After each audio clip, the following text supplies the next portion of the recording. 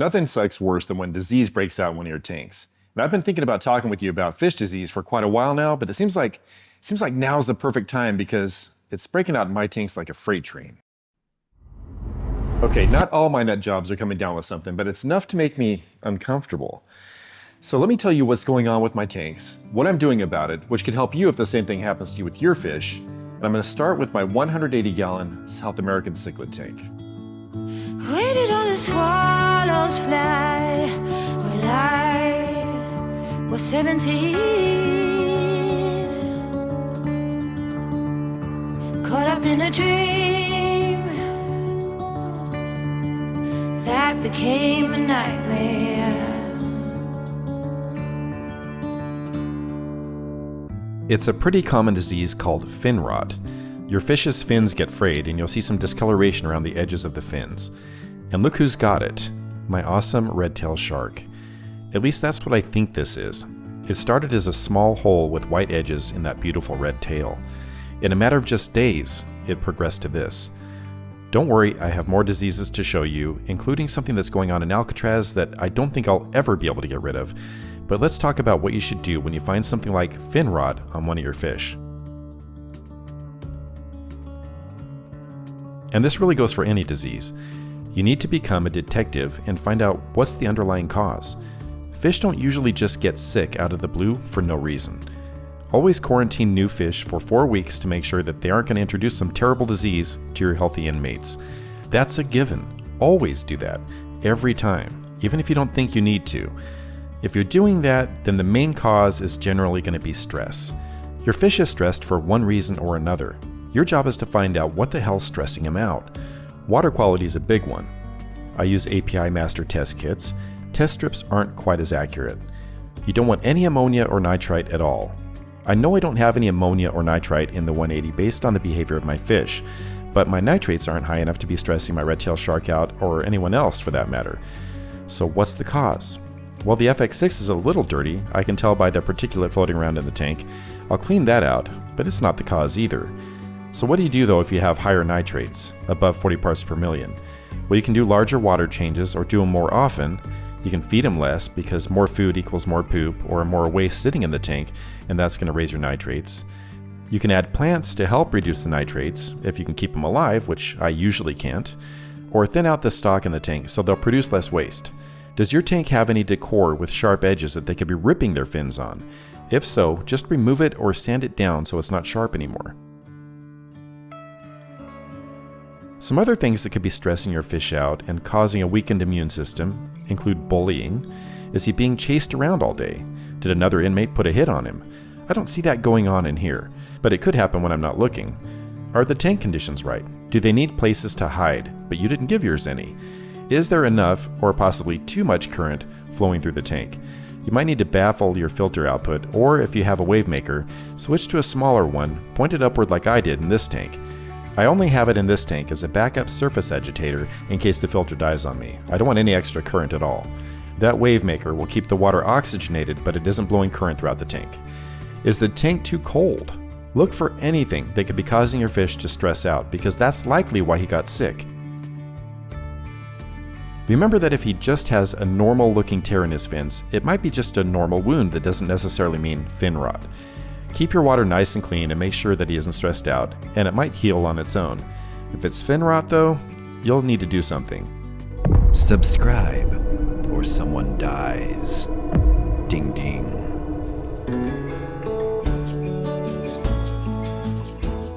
My red-tailed shark is a mystery to me. Not sure at all why he's acquired fin rot.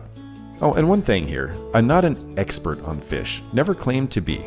I'm an experienced fish keeper and I like sharing my adventures with you, but I'm no expert. So if you think I'm wrong about anything, let me know. We all learn from each other around this place. So now that he has this bacterial infection, I've got to treat it.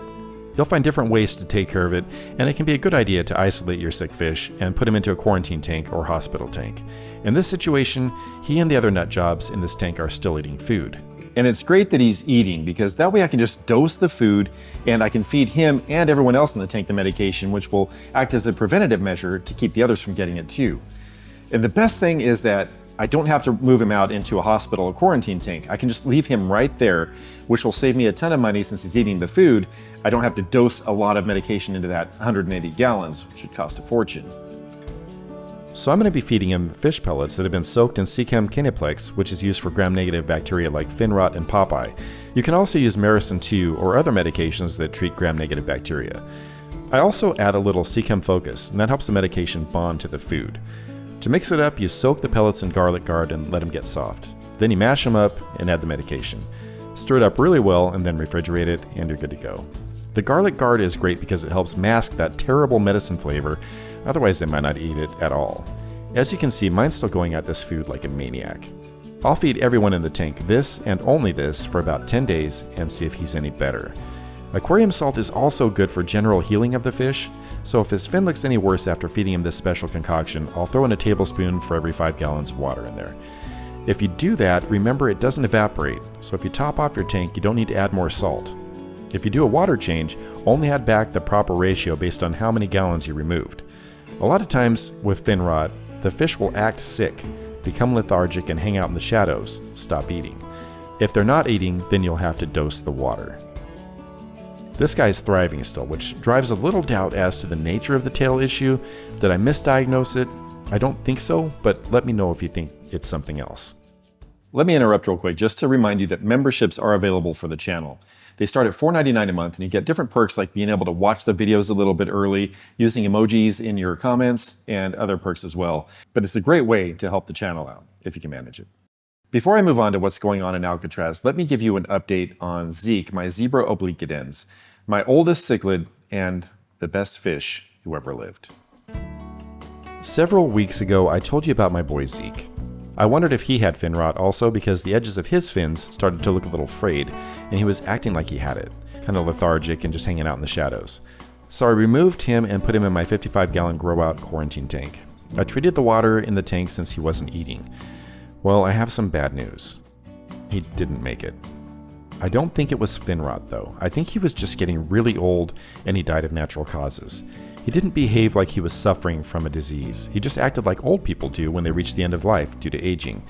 He eventually paled out and just went over to the filter intake and passed away peacefully. I thought these fish lived about 10 years, but that's the higher end of their lifespan. 5 or 6 years old is an old man in peacock and hap years. That's not very long, so enjoy your nut jobs while you have them. Enjoy every moment. I'll miss you, Zeke.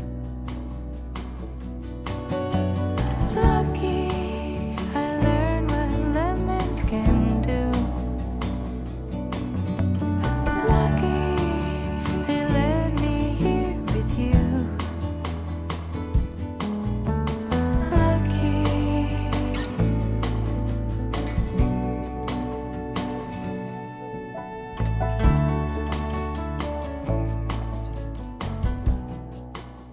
So on to what's going on in Alcatraz. In this tank I have a fish that's suffering from popeye, where both eyes bulge out.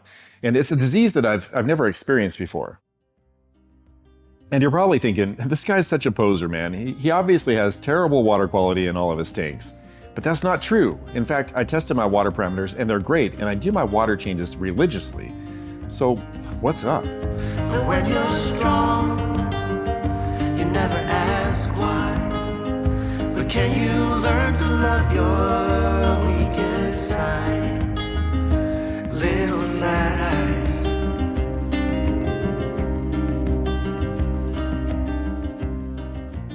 Alcatraz is a very different type of environment than my 180 is. These guys are high security nut jobs. They love a good fight. They love to eat because my Northfin pellets taste great, but scaring the hell out of other inmates gives them energy that food just doesn't give them. If they see another fish suffering, they get a dopamine rush, knowing that this one will be an easy hit. These aren't nice boys. So when I discovered that one of my guys had popeye, even though I didn't see him getting picked on, I knew it was pretty likely that that was the case anyway. I checked the water parameters and they're great. Living conditions in Alcatraz are suitable for peacocks and haps. Not a lot of decor, not a lot of things to scrape their eyes on, so that's not it. Anyway, he wasn't eating food and acting off, so I captured him and put him in a 20-gallon hospital tank. Since he wasn't eating, I knew I'd be dosing the water, and you can't do water changes during treatment, so I did a 50% water change in here after I moved the Honduran red point out to get the water as clean as I safely could. Popeye is a disease where the eyes really bulge out. They kind of look a little whitish too, like there's a film on them, like fungus. If it's just one eye that looks cloudy, then it was probably just a physical injury, but both eyes, that's most likely a bacterial infection, and you treat it just like fin rot. So I'm using Canaplex in here too, but just dosing the water. I also put some medicated food in here, but he didn't go for it. When you dose the water with this stuff, a few things you should be aware of. First, you want to remove any chemical filtration like carbon, purigen, etc., since it will render your medication useless. Second, it could kill off some of your beneficial bacteria, so keep an eye on your fish and test your water for ammonia. Third, add some O2 to the tank because meds can rob the water of oxygen. The water can get cloudy as fuck with this stuff. You don't do water changes during the entire treatment, which lasts about a week, and it can just keep getting cloudier as the week goes on. Sometimes fish don't recover from Popeye at all. I'm hoping he does though. Then I can put him back in beautiful Alcatraz where everything is sweet, calm, and peaceful. Of course, I'll have to put a few others in there with him at the same time, or they'll violently rip him to shreds in minutes. Not too long ago, I told you about a disease that was infecting Alcatraz in a big way. I had 3 fish come down with it. Gary, my venustus, my Taiwan reef, and my Maramala Antonio. All 3 of those fish were in quarantine and none of them came out of it. And the bad news is, it's back.